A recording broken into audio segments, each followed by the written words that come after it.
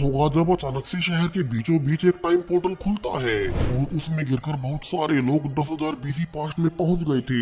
वो समय जब पृथ्वी प्रेजेंट टाइम से तो बहुत अलग हुआ करती थी। अब वे वहां पहुंचे कैसे और क्या वे बड़े बड़े खतरों का सामना कर वापिस से प्रेजेंट टाइम में आ भी पाएंगे? चलिए जानते हैं नई टाइम ट्रेवल साई-फाई सीरीज लाब्रिया में, जिसका कंप्लीट पहला सीजन आपको इसी एक वीडियो में मिल जाएगा। अब कहानी की शुरुआत लॉस एंजलिस शहर के एक आम से दिन से होती है, जहाँ की नाम की औरत अपने 2 बच्चों ईव और जोश के साथ अभी ट्रैफिक में फंसी हुई थी। हालांकि उनके लिए तो ये नॉर्मल था, क्योंकि इतना ट्रैफिक तो सुबह के वक्त होता ही है। मगर आज जो उनके साथ होने वाला था, उसके बाद से पूरी ही दुनिया हमेशा हमेशा के लिए बदल जाएगी। जहाँ जब तीनों कार में बातचीत कर ही रहे थे कि उनके आसपास कुछ बड़ा ही अजीब होने लगता है, और ईव देखती है कि कैसे उनके सामने की जगह से बहुत सारी गाड़ियां जमीन में नीचे गिरी जा रही है। उसे रियलाइज होता है कि उनके नीचे की जमीन ही टूट रही है और वहाँ एक बड़ा गड्ढा बन रहा है।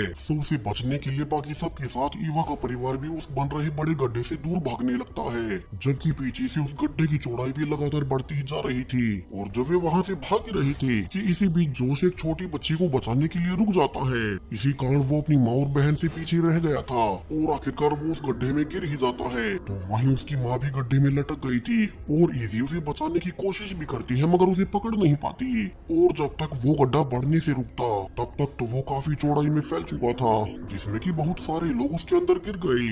और जो बाहर बचे भी थे वे भी डर जाते हैं कि अचानक से ये क्या हो गया, क्योंकि ऐसा कुछ उन्होंने पहली बार देखा था। और गवर्नमेंट भी इस घटना के बाद हर और इमरजेंसी डिक्लेयर कर देती है। वहीं दूसरी ओर ईव का पति गेविन अभी एक मीटिंग में था। दरअसल गेविन पहले मिलिट्री पायलट रहा था, मगर आज से पूरे 3 साल पहले उसे एक प्लेन क्रैश हो गया और उसे इसी कारण सस्पेंड कर दिया गया। गेविन उसी के बाद से मेंटल ट्रॉमा में रहने लगा है और वो अलग अलग जीवों के विजन्स भी देखता है, जो कि उसे लगता है कि उसके मन का वहम है। अब गेविन भी टीवी पर न्यूज देखता है कि शहर के बीचों बीच एक बहुत बड़ा गड्ढा बन गया है, जिसमें कि सैकड़ों लोग उसके अंदर धंस गए। तो वो भी बाकी सब की तरह अपनी फैमिली के लिए वहीं भागता है, मगर यहाँ तो उसे सिर्फ उसकी बेटी इजी ही मिलती है, जो कि अब रोते हुए अपने पिता को सब कुछ बताने लगती है कि कैसे उसकी माँ ईव और उसका भाई जोश दोनों ही उस गड्ढे में गिर गए। शायद से अब वे जिंदा भी नहीं बचे होंगे कि तभी अचानक से उस बड़े गड्ढे से बहुत सारे अजीब से पक्षी बाहर आने लगते हैं। और अजीब बात कि किसी ने कभी भी ऐसे पक्षी पहले देखे ही नहीं थे। वहीं दूसरी ओर ईव की कुछ देर बाद आंखें खुलती है और वो देखती है कि असल में तो वो बिल्कुल सेफ है, मगर अब वो दूर दूर तक फैले खाली हरे भरे मैदानों के बीच थी, जिसके के ऊपर एक ग्रीन पोर्टल खुला हुआ था। तो ईव सोचने लगती है कि वो उस गड्ढे में गिरने के बाद ये कहाँ आ गई, और वो आसपास चलकर देखने लगती है, क्योंकि उससे पहले उसका बेटा जोश भी उसी गड्ढे में गिरा था, तो उसे भी आसपास ही होना चाहिए। और अब काफी दूर चलने के बाद वो जंगलों में पहुंचकर देखती है, वहाँ उसी की जैसे एक और आदमी खड़ा था और दोनों को पास ही धुआं उड़ते हुए नजर आता है। जहाँ भागकर जाने पर वे देखते हैं कि सभी गाड़ियाँ और इंसान जो कि उनके साथ गड्ढे में गिरे थे वे यहीं पहुंच गए हैं। यहाँ ही फाइनली अपने बेटे जोश को देख गले से लगा लेती है, मगर अब उनके अलावा और भी सैकड़ों सर्वाइवर्स यहाँ किसी वियर्ड से जंगल के बीचों बीच मौजूद हैं। उन्हें तो सिर्फ इतना याद था कि वे किसी प्रकार के ग्रीन पोर्टल से गिरते हुए यहाँ पहुँचे, मगर वे वापस कैसे जाए ये किसी को भी नहीं पता। तो सब घबराए हुए लोगों को देख एक डॉक्टर सैम उन्हें लीड करने लगता है और सुझाव देता है कि जब तक उनके लिए मदद नहीं आती तब तक उन्हें अपने लिए खाना और पानी इकट्ठा कर लेना चाहिए, जो भी उन्हें गाड़ियों के मलबे से मिले। सभी यहाँ ऐसा ही करने लगते हैं ताकि एक साथ मिलकर कम्युनिटी में सरवाइव कर सके। लेकिन एक पुलिस ऑफिसर जिसका नाम मेरी बेट था, वो खाने वाले प्रोटीन बार के डब्बे को छुपाने लगती है। और फिर जब जोश ने उसे पकड़ लिया था तो वो कहती है कि सबको अपना अपना सोचना चाहिए। वो किसी कम्युनिटी का हिस्सा नहीं बनना चाहती। दोनों बहस कर ही रही थी कि उन्हें अपनी ओर एक भेड़िया आता हुआ नजर आता है, जो कि उन्हें देख उनका पीछा करते हुए सर्वाइवर्स कैंप तक आ पहुंचा था। अब भेड़िए से बचने के लिए लोग आसपास की गाड़ियों में छुपकर खुद को बचाने लगते हैं। और जब वो भेड़िया ईव और जोश को खाने ही वाला था कि एक टाई नाम का आदमी जिसके पास एक गन थी, वो आखिरी वक्त पर भेड़ियों को गोली मार ही देता है। हालांकि वो गोली जोश को भी लग गई थी और घायल जोश को सभी जल्दी से एक बस में ले जाते हैं। डॉक्टर सैम उसका इलाज करने लगता है और वो कहता है कि बिना दवाइयों के वो कुछ भी नहीं कर पाएगा। और उसे पक्के से याद था कि उनके साथ एक एम्बुलेंस भी उसी पोर्टल में गिरकर यहाँ आई थी, सो उन्हें जल्दी से उस एम्बुलेंस तक जाकर दवाइयाँ लानी होगी। और तब तक डॉक्टर सैम की बेटी राइली जोश की देखभाल करने लगती है। वहीं दूसरी ओर सरकार की मेन साइंटिस्ट सोफिया प्रेस को इस इंसिडेंट के बारे में सूचना दे रही थी कि जो भी लोग उस बड़े गड्ढे वाले पोर्टल में गिरे हैं उनका बच पाना नामुमकिन है, मगर फिर भी सरकार उनकी बॉडीज को रिट्रीव करने की कोशिश कर रही है। अब गेविन जो कि ये सब सुन रहा था, उसे भी अचानक से विजन्स आने जाने लगते हैं, जिसमें वो ईव को एक पत्थर के पास देखता है। उसके ऊपर एक हाथ का निशान बना हुआ था और वो इसके बारे में अपनी बेटी को बताता भी है कि वैसे तो उसे ऐसे जंगलों के विजन्स पहले भी आते थे, मगर अब अजीब बात की उसे अपनी ही फैमिली उन विजन्स में दिखाई दे रही है। अब इन सब के दौरान सोफिया की टीम एक ड्रोन को उस बड़े सिंखोल में भेजती है, ये जानने के लिए उसके अंदर क्या है। लेकिन जैसे ही वो ड्रोन पोर्टल में घुसा ही था कि वो सिग्नल भेजना बंद कर देता है। वहीं बाहर गेविन फिर से विजन्स देखता है कि वो ड्रोन पोर्टल के नीचे जाकर क्रैश हो गया, यानी कि उसे सिंखोल के नीचे वाले विजन्स आ रहे थे, जिसका कि उसे भी नहीं पता कि ऐसा हो क्यों रहा है। और वो जल्दी से भागकर डॉक्टर सोफिया को भी ये सब समझाने की कोशिश करता है, मगर वे उस पर ज्यादा ध्यान नहीं देते और इग्नोर कर चली जाती है। गेविन को पता था कि उन विजन्स का कुछ तो मतलब होगा।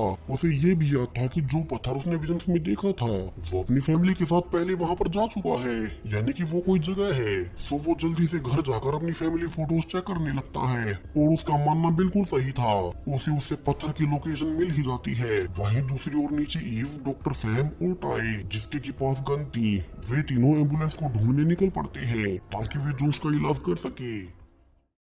हालांकि रास्ते में टाई खुद की जान लेना चाहता था क्योंकि उसे कैंसर है और वो वैसे भी मर रहा था, मगर वो डॉक्टर उसे ऐसा करने से रोक लेते हैं और समझाते हैं कि अच्छा होगा कि वो मरने से पहले और लोगों के काम आए। वहीं दूसरी ओर गेविन अब तक उसी पत्थर वाली लोकेशन पर पहुंच चुका था और उसके आसपास खोद कर देखने लगता है ताकि कुछ और क्लूज मिल सके।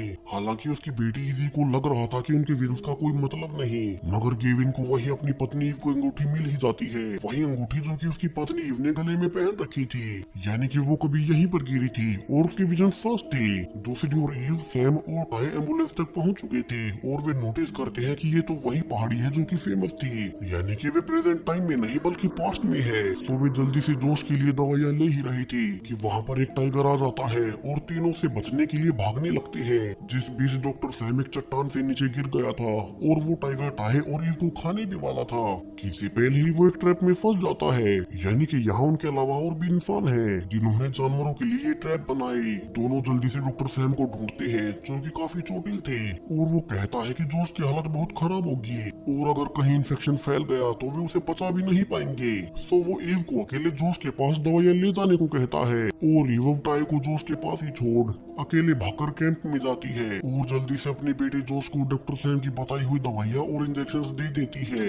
दूसरी ओर गेविन टीवी पर एक डॉक्टर का इंटरव्यू देखता है जिसे कि उस सिंखोल की नॉलेज थी और गेविन उन्हीं के पास जा अब सब कुछ बताने लगता है। वो रिक्वेस्ट भी करता है कि उसे उस अंगूठी की कार्बन डेटिंग करवानी है जो कि उसकी पत्नी की थी और उसे पत्थर के पास मिली। और अब तक तो डॉक्टर सोफिया ने भी उसे नोटिस कर लिया था कि गेविन इस मामले में कुछ ज्यादा ही छानबीन कर रहा है, तो वो उसे अकेले में मिलने बुलाती है। गेविन को बताया जाता है कि 3 साल पहले भी ऐसा ही एक और सिंखोल डेजर्ट के बीचों बीच खुला था, मगर तब वहाँ कोई नहीं था और उसके बारे में किसी को पता नहीं चला। सो गवर्नमेंट ने इसे सीक्रेट ही रखा।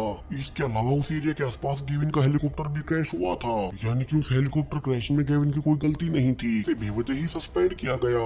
वहीं अब तक अंगूठी की रिपोर्ट भी आ चुकी थी और वे सब ये जान हैरान रह जाते हैं कि ये अंगूठी 10,000 साल पुरानी है, यानी कि वो जायंट सिंखोल एक टाइम पोर्टल है और जितने भी लोग उसमें गिरे थे वे समय में 10,000 साल पहले पहुंच गए। सोफिया आगे बताती है कि उन्होंने एक स्पेशल प्लेन रेडी किया है जिसे कि वे उस पोर्टल में भेजने की कोशिश करेंगे ताकि वहाँ से जिंदा बचे लोगों को वापस लाया जा सके। इस मिशन के लिए इस प्लेन को गेविन का पुराना साथी लिवाई चलाएगा। वहीं दूसरी ओर पास्ट में टाई और सैम बैठे हुए थे कि उन्हें कैंप से ही एक और मेंबर लूकस साथ लेने आता है। असल में लूकस उसी पुलिस ऑफिसर मैरी बेथ का बेटा है जो कि पहले उल्टे सीधे काम करता था, मगर मैरी हमेशा अपने बेटे को बचा लेती।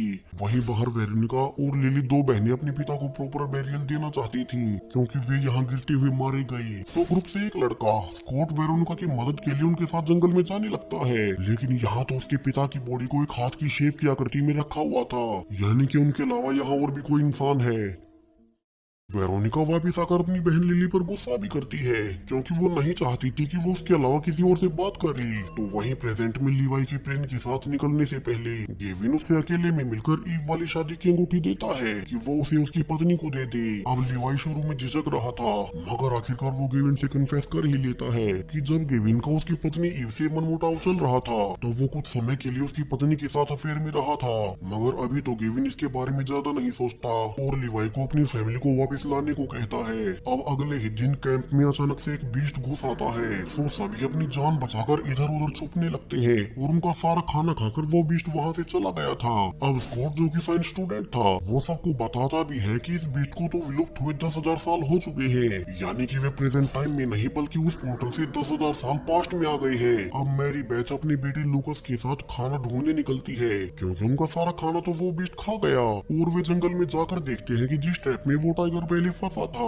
उसे किसी ने आकर रिसेट कर दिया, यानी कि इस समय में उनके अलावा और भी कोई इंसान है, मगर उन्हें पता नहीं कि वे हैं कौन। उधर कैंप में डॉक्टर सैम गिरने के बाद अपने पैरों को फील नहीं कर पा रहा था और वो कहता है कि उन्हें उसकी स्पाइन पर इंजेक्शन देना होगा वरना वो कभी चल नहीं पाएगा। सो उसकी बेटी राइली अब डरते हुए उसे इंजेक्शन देने लगती है। हालांकि वो खुद डॉक्टर नहीं थी, लेकिन जोश और स्कॉट की मदद से वो सक्सेसफुल इंजेक्शन दे ही देती है। उसने अपने पिता को बचा लिया था। वहीं ईव वोटाए कैंप के लिए रैबिट्स का शिकार करने जाते हैं क्योंकि उनका खाना तो वो बीस्ट खा गया, मगर तभी यहाँ भी एक बियर उनके पीछे पड़ जाता है और उसे बचने के चक्कर में दोनों गुफा में फंस गए थे। और सरप्राइजिंगली उन्हें यहाँ भी मैरी और उसका बेटा लूकस मिल जाता है। क्योंकि ये रास्ता बंद हो गया था तो चारों गुफा की दूसरी ओर जाने लगते हैं ताकि उन्हें बाहर निकलने का रास्ता मिल सके। लेकिन और अंदर जाने पर उन्हें एक आदमी का स्केलेटन मिलता है जो कि काफी समय पहले मारा गया होगा। इससे भी अजीब बात कि उसके कपड़ों से लग रहा था कि वो भी इस समय से नहीं बल्कि उन्हीं की तरह फ्यूचर से इस समय में आकर फंस गया होगा और उसने खुद की जान ले ली। चारों यहाँ किसी तरह से गुफा से निकलते हैं और खाने वाले मशरूम्स को इकट्ठा कर शाम होते होते वापस से कैंप में लौट आते हैं। वहीं प्रेजेंट में लिवाई अपने प्लेन के साथ पोर्टल में एंटर करता है, मगर जैसे ही उसका प्लेन पोर्टल से टच हुआ ही था कि इस बार भी उसका सिग्नल मेन बेस से टूट जाता है। मेन बेस पर सबको लगा था कि लिवाई भी मारा गया होगा, मगर लिवाई तो किसी तरह से पैराशूट से जंप कर पास्ट में आ गया और वो अभी भी सेफ है। जब वो पोर्टल में एंटर किया ही था कि कैंप के लोगों ने भी ऊपर नोटिस किया कि उनके ऊपर वाला ग्रीन पोर्टल खुल रहा है और उसमें से एक प्लेन नीचे आकर क्रैश हुआ है। सो कैंप के लोग एक टीम बनाकर उस प्लेन को ढूंढने जाते हैं, जहाँ रास्ते में उन्हें लिवाई भी मिल जाता है और वे साथ मिलकर उसके प्लेन की ओर जाने लगते हैं क्योंकि उसी प्लेन की मदद से वे फ्लाई करके उस पोर्टल से फिर से फ्यूचर में जा सकेंगे। अब रास्ते में जाते हुए राइली पर एक जायंट स्नेक अटैक भी कर देता है, लेकिन लिवाई ने समय रहते उस सांप को मारकर उसे बचा लिया था और काफी दूर चलने के बाद वे प्लेन तक पहुंच ही जाते हैं। मगर अब प्लेन की हालत बहुत ज्यादा खराब थी और लिवाई से फिर से उड़ाने में नाकाम रहता है। इसे रिपेयर तो किया जा सकता था, मगर न तो लिवाई के पास अभी इसके पार्ट्स है और न ही इस समय में कहीं और मिल ही सकते हैं। सो वे कैंप में जाने से पहले प्लेन से सारी ही सप्लाईज निकाल कर इकट्ठा कर लेते हैं कि तभी लिवाई को प्लेन से अजीब से सिग्नल्स मिलने लगते हैं जो कि यहाँ से 5 किलोमीटर आगे से आ रही थी और मिलकर फैसला किया जाता है कि पहले वे सब मिलकर उसी सिग्नल का पीछा करेंगे और बाद में कैंप में जाएंगे। रास्ते में लिवाई ईव को उसके हस्बैंड गेविन की दी हुई रिंग भी देता है जो उसने फ्यूचर से भेजी थी। दूसरी ओर प्रेजेंट टाइम में गेविन को फिर से विजन्स आ रहे थे कि लिवाई जिंदा है और ईव से मिल चुका है, तो वो भागकर सोफिया को यही बताने जाता है। यहाँ उसकी नजर एक फाइल पर पड़ती है जिसमें उसी जैसे और भी पोर्टल बने हुए थे और सोफिया किसी डॉक्टर रेबेका के साथ खड़ी हुई थी, यानी कि ये पोर्टल पास्ट में भी कई बार बन चुके थे, मगर सरकार ने उन्हें सबसे छिपाए रखा और किसी को भी पता नहीं लगने दिया। अब तक ये भी खबर आने लगी थी कि सरकार ने लिवाई का प्लेन क्रैश होने के बाद और रेस्क्यू मिशन कैंसिल कर दिए हैं। सो गेविन अब गुस्से में वो फाइल चुरा कर निकल जाता है और इजी के साथ उसी डॉक्टर रेबेका के घर जाकर देखता है कि यहाँ तो सोफिया भी मौजूद है और उसे पता चलता है कि उनके पास एक और वैसा ही प्लेन था जो कि उन्होंने पोर्टल में भेजने के लिए रेडी किया था। डॉक्टर रेबेका यहाँ गेविन को सारी सच्चाई रिवील कर देती है कि असल में ये टाइम पोर्टल्स कई बार खुल चुके हैं और आखिरी बार जब उन्हें वो पोर्टल मिला था तब उन्होंने वैज्ञानिकों की एक टीम को उसमें भेजा भी था, मगर उनके वापस आने से पहले ही वो पोर्टल बंद हो गया और उनकी पूरी टीम पास्ट में फंसी रह गई। उस टीम में सोफिया की फियांसे डायना भी थी, इसलिए ही उन्होंने सीक्रेटली एक ऐसा प्लेन बनाया जो कि उन पोर्टल्स के अंदर जाने में सक्षम हो। अब गेविन कहता है कि फिर वो खुद इस प्लेन से उस पोर्टल में जाएगा और डॉक्टर रेबेका उसके साथ चलने के लिए तैयार हो जाती है। वो इन टाइम पोर्टल्स के बारे में और रिसर्च करना चाहती थी, जबकि पास्ट वाले कैंप में वेरोनिका और लिली में लड़ाई होती है क्योंकि लिली उसकी बात नहीं मान रही थी और वो रुककर जंगल की ओर भागती है। मगर यहाँ तो उन्हें एक मरा हुआ आदमी मिलता है जो कि उन्हीं के कैंप का था। वे जल्दी से चिल्लाकर सभी को इकट्ठा करती है, जहाँ सब देखते भी है कि सरप्राइजिंगली ये आदमी बिजली का झटका लगने से मारा गया, जबकि उनके पास तो बिजली थी ही नहीं। लिली बताती है कि उसने एक बूढ़े आदमी को उन्हें देखते हुए देखा था जिसकी पीठ पर हाथ का एक निशान बना हुआ था। हालांकि लिली की बड़ी बहन वेरोनिका उसे आगे कुछ बताने नहीं देती और खींचकर अपने साथ ले जाती है, जबकि पीछे से वही आदमी जिसके बारे में लिली सबको बता रही थी साइलस उन्हें छुप कर देख रहा था। दूसरी ओर लिवाई के साथ बाकी का ग्रुप उन्हें सिग्नल्स का पीछा करते हुए गाँव ढूंढ निकालते हैं, यानी कि समय में और भी इंसान रहते हैं। अब इस गाँव में घुसते ही एक टेम्पल बना हुआ था जिस पर भी वही हाथ का निशान था। वहीं उसके अंदर उन्हें एक बॉडी ऐसे ही निशानों के अंदर रखी हुई मिलती है। यहाँ लिवाई बाकी सबको रिवील करता है कि उसके आने से पहले सोफिया ने उसे भी ये मिशन दिया था कि वो उनकी पहले वाले वैज्ञानिकों की टीम को भी समय में ढूंढ ले, जो कि 3 साल पहले रिसर्च के लिए एक पोर्टल से यहाँ आए थे। और अब फोटो से मैच करने पर ये बॉडी उसी की टीम के एक वैज्ञानिक की थी और लिवाई उस वैज्ञानिक का वाईफाई टोकी अपने साथ ले बाकी सबके साथ वहाँ से निकलने लगता है क्योंकि यहाँ खतरा हो सकता था। जबकि दूसरी ओर एक झोपड़ी में लूकस और स्कॉट पर एक आदमी आकर हमला कर देता है। उसने लूकस को बेहोश कर दिया था और स्कॉट को कैद कर लिया था। वहीं अजीब बात की वो अच्छी खासी इंग्लिश बोल रहा था, यानी कि वो भी फ्यूचर से इस समय में आया होगा। दूसरी ओर जोश और राइली ने गांव से बाहर निकलने का रास्ता ढूंढ तो निकाला था, मगर उनके बाहर निकलते ही दरवाजा बंद हो जाता है। अब तक सामने से गाँव वाले भी आ रहे थे, सो वे दोनों को देख उन पर एरोस चलाने लगते हैं और जोश और राइली वहाँ से बचकर भागने लगते हैं। जबकि अंदर लिवाई और ईव भागकर एक घर में छुपने जाते हैं जिसमें कि कई सारे बच्चे बैठे हुए थे। इनमें से एक बच्चा इजिया दोनों को कहता भी है कि उसके दादा साइलस ने उन्हें समझा रखा है कि जो भी लोग आसमान से यहाँ आए हैं वे बहुत खतरनाक हैं और वे उनके पास न जाएं। ईव उसे भरोसा दिलाती है कि वे ऐसे नहीं है और छोटा इजिया उन्हें गाँव से निकलने का रास्ता बता देता है। जबकि अब तक स्कॉट और लूकस जिन्हें मंदिर में ही बांधा गया था वे एक लाइटर की मदद से रस्सियों को जला खुद को छुड़ा ही लेते हैं। जबकि बाहर से जोश और राइली गाँव वालों से छुपते हुए उन्हें एक जगह पर फोन चलाकर डिस्ट्रैक्ट करते हैं और फिर गांव में आकर सब इकट्ठा होकर एक साथ निकलने लगते हैं। हालांकि साइलस और बाकी गांव वाले उन्हें अभी मार सकते थे, मगर उनकी लीडर पारा उन्हें जाने देने को कहती है और सभी वहां से निकल वापिस से कैंप में आ ही जाते हैं। वे सबको बताते हैं कि उनके अलावा और भी लोग हैं जो कि पास के ही गाँव में रहते हैं। वे लोग शायद से इसी समय के होंगे, मगर वे नहीं चाहते कि हम उनसे मिले। वहीं रात को टाई लिली से अकेले में पूछने लगता है कि वेरोनिका उसे डांटती क्यों रहती है और लिली उसे सच्चाई बता ही देती है कि वेरोनिका उसकी असली बहन नहीं बल्कि उसे तो वेरोनिका और उसके पिता ने 1 साल पहले किडनैप किया था।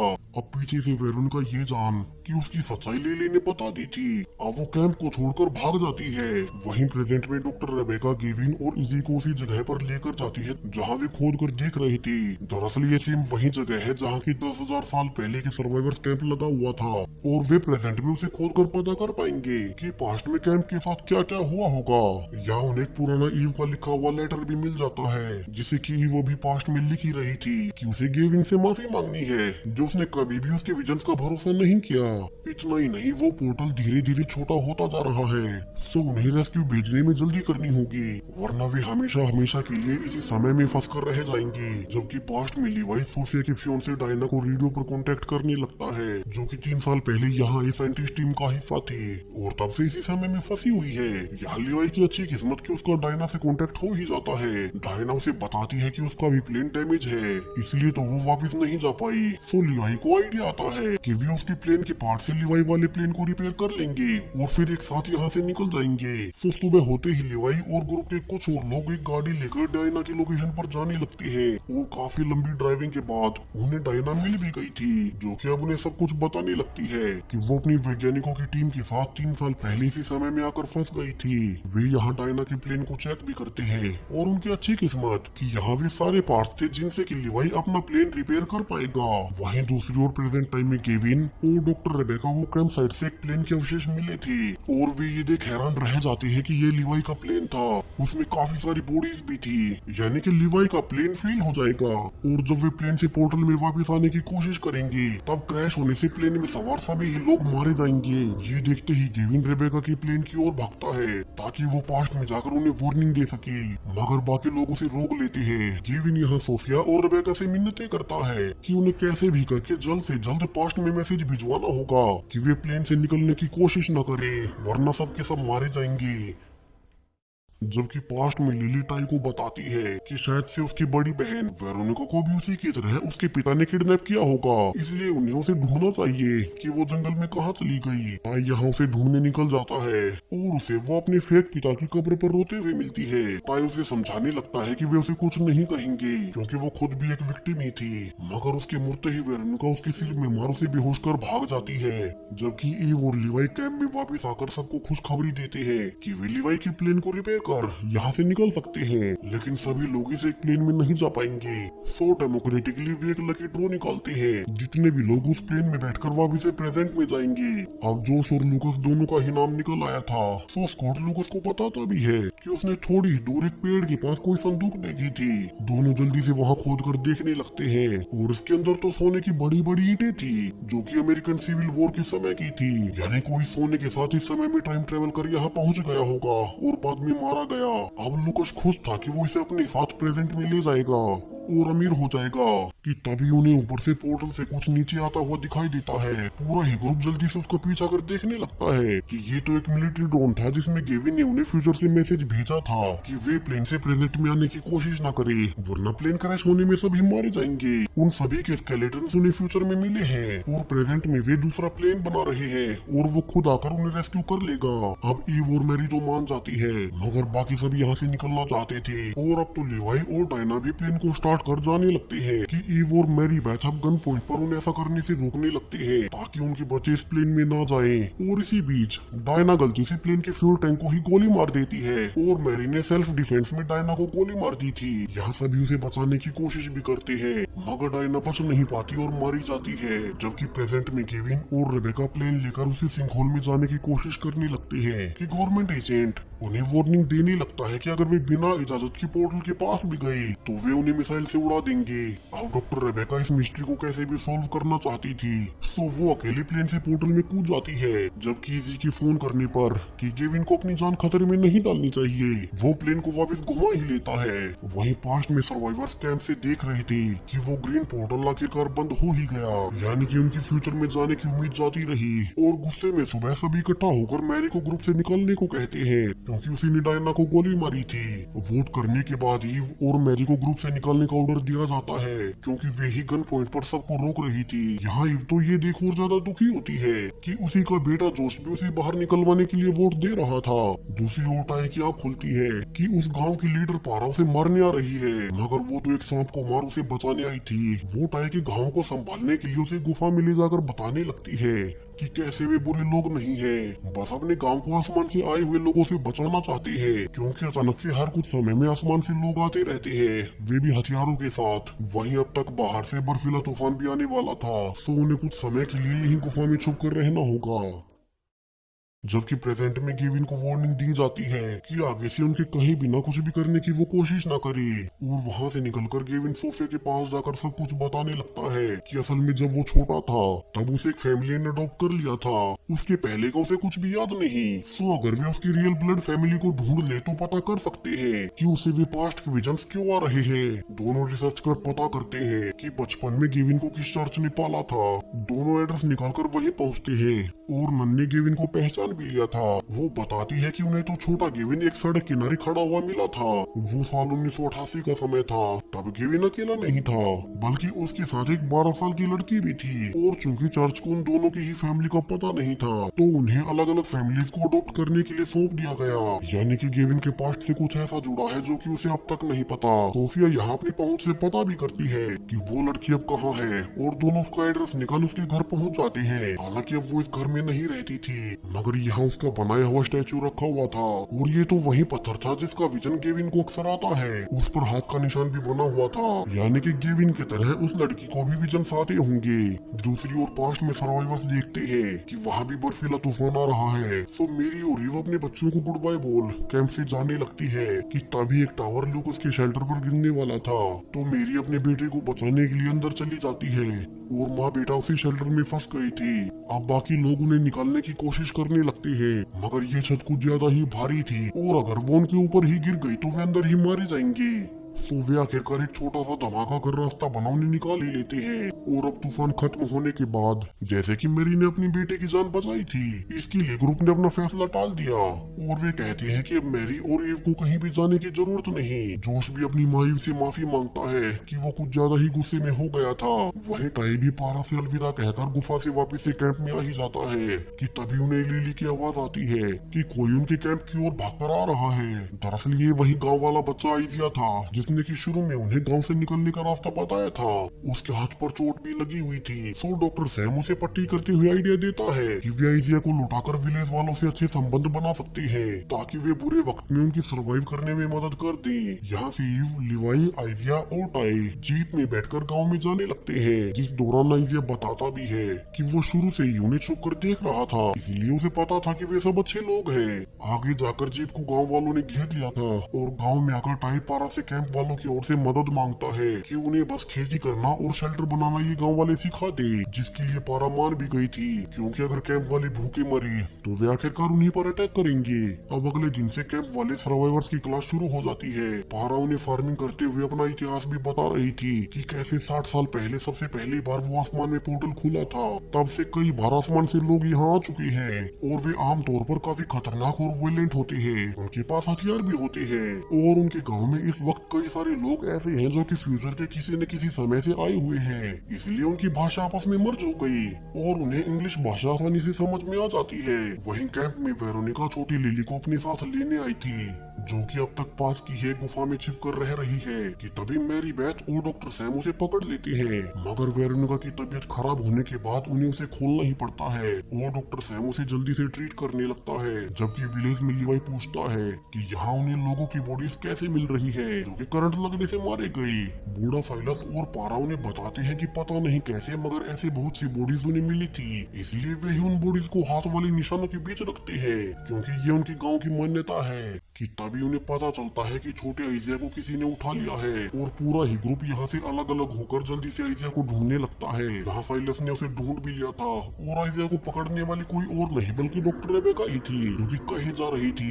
कि आइजिया को यहाँ से निकलकर अपनी डेस्टिनी पूरी करनी है। ये वही डॉक्टर रेबेका है जो कि कुछ टाइम पहले गेविन के साथ पास्ट में आने के लिए निकली थी और वो पोर्टल बंद होने से पहले प्लेन से कूदकर इस समय में आ ही गई। मगर अब वो छोटी आइजिया को पकड़ क्यों रही है? उसे ऐसी कौन सी डेस्टिनी पूरी करनी है? ये बहुत बड़ा ट्विस्ट है जो कि हमें आगे पता चलेगा। आगे बूढ़ा साइलस गुस्से में चाकू निकालकर कहता भी है कि वो कुछ भी करके ऐसा होने नहीं देगा, यानी कि उसे भी कुछ ऐसा पहले से पता था।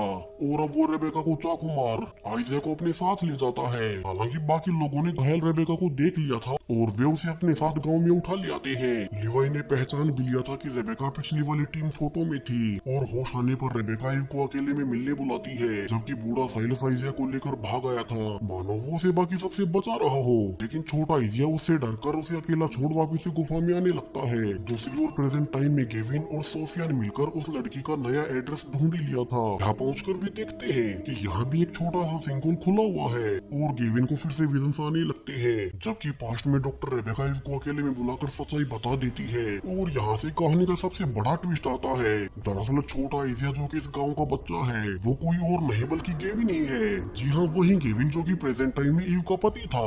उससे शादी के बाद उनके 2 बच्चे पैदा हुए। वो असल में इसी समय यानी कि 10,000 BC का आइडिया है, जो कि इसी समय में कुछ दिन बाद एक पोर्टल में एंटर कर गलती से साल 1988 में चला जाएगा और फिर चर्च उसे एक फैमिली को अडॉप्ट करा देगा। इसलिए ही बूढ़ा साइलस आइजिया को लेकर भाग रहा था क्योंकि उसे पता था कि उसका पोता फ्यूचर में जाने वाला है और वो उसे जाने नहीं देना चाहता।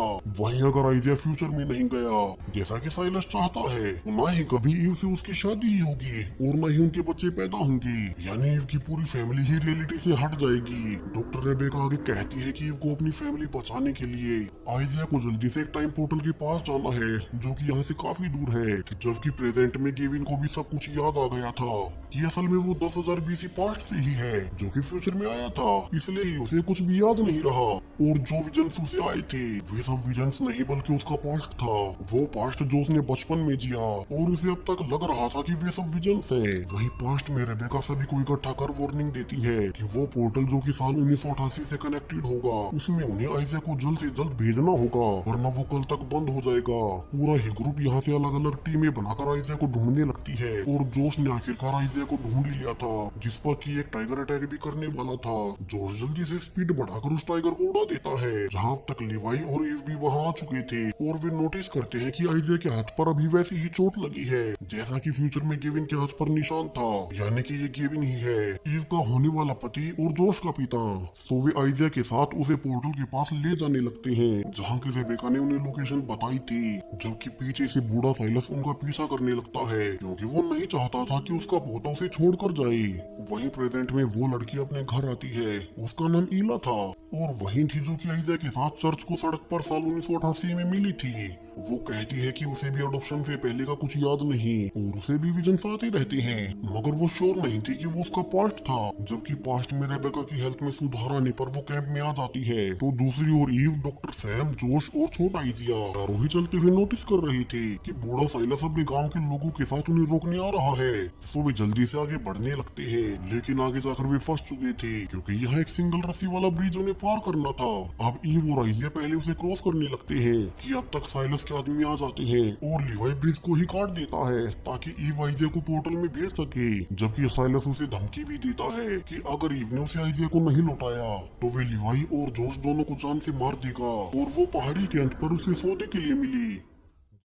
जबकि प्रेजेंट टाइम में एला को भी गेविन की याद दिलाने के बाद पता चल ही जाता है वो थी कौन और यहाँ से रिवील होता है कि एला कोई और नहीं बल्कि लिली ही थी। जी हाँ, वही लिली जो कि वेरोनिका के साथ पहले 2024 से 2020 पास्ट में गई और फिर वहाँ से 1988 में पहुँच गई। वहाँ पास्ट याद न होने से उसने एक नई लाइफ शुरू की, यानी कि साल 2024 में एक समय एक साथ दो लिली एक ही समय में थी, बस उन्हें इसके बारे में पता नहीं था। जबकि पास्ट में डॉक्टर रेबेका ने यही सब कैंप वालों को बता दिया था कि एक छोटा सा पोर्टल एक दिन के लिए यहाँ से काफी दूर खुल रहा है जो कि साल 1988 से कनेक्टेड होगा। सो सर्वाइवर्स फैसला कर सकते हैं कि उन्हें वहाँ जाना है या नहीं, क्योंकि वे अपने प्रेजेंट टाइम यानी कि 2024 में नहीं बल्कि 1988 में पहुँचेंगे। रेबेका लिली के पास जाकर उसे भी वहाँ जाने को कहती है क्योंकि उसे पता था कि उसकी भी डेस्टिनी 1988 में ही है, जिसे कि सुन वेरोनिका भी उसके साथ जाने लगती है। मगर उसकी बुरी किस्मत कि उसका पैर एक बियर ट्रैप में फंस जाता है। लिली उसे छुड़ाने की कोशिश भी करती है मगर वो बच्ची ही थी, सो वो मदद लाने को कहकर अकेली ही आगे निकल जाती है। वही प्रेजेंट में इला अपने बचपन का सामान सबको दिखाती है जो कि तब उसके पास से मिला था, जो कि उसे जाने से पहले डॉक्टर रेबेका ने दिया था। इस लेटर में वही मैप था जिसमें सारे ही पोर्टल्स की लिस्ट है कि वे कब कब और कहां कहां खुलेंगे। इसमें एक तारीख अगले ही दिन की थी जो कि सिएटल शहर में कुछ ही देर के लिए खुलेगा, मगर उसे बहुत बड़ा भूकंप आ सकता है और हजारों लोग मारे जाएंगे। सो उन्हें अभी ही सरकार को अलर्ट कर वो जगह खाली करवानी होगी। वही पास्ट में ईव और आइजिया को पारा और टाई भी मिलते हैं जो कि उसकी मदद करने आई थी, मगर ईव को उन पर भरोसा नहीं था। सो वो छोटे आइजिया को ये कहकर कि वो पोर्टल दिखते ही उसमें चला जाए। अब वो अकेले ही लिवाई और जोश को साइलस से छुड़ाने लगती है और कुछ देर बाद साइलस के आदमियों ने उसे पकड़ लिया था।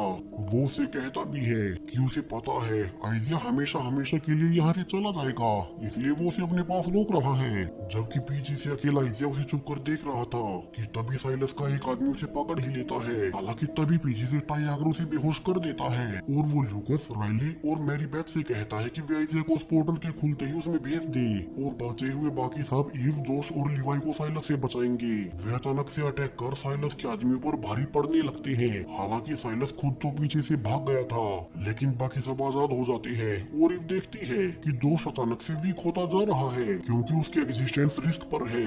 अगर आइजिया उस पोर्टल में नहीं गया तो वो रियलिटी से हट जाएगा। ऐसा ही कुछ प्रेजेंट में गेविन की बेटी इजी के साथ भी हो रहा था। यहाँ पारा और टाई साइलस का पीछा करने लगते हैं ताकि वो कोई और गड़बड़ ना कर सके और ईव बाकी सबके पीछे जाती है।